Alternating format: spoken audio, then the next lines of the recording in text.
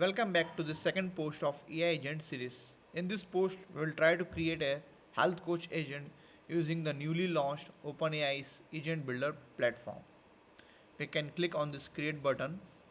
It will give us a new workflow.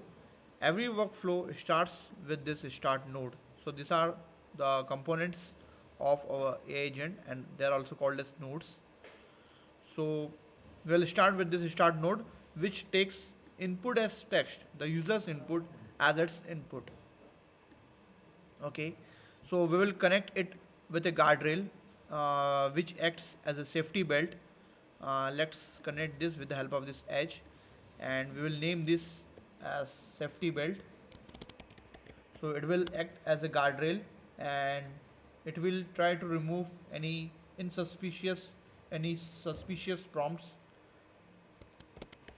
that the user may give. So we can toggle on this jailbreak toggle button which detects prompt injection and jailbreak attempts. We will toggle this on and the default options are pass and fail.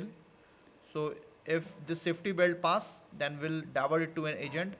Otherwise, if it fails, then we can uh, terminate our conversation here itself gracefully.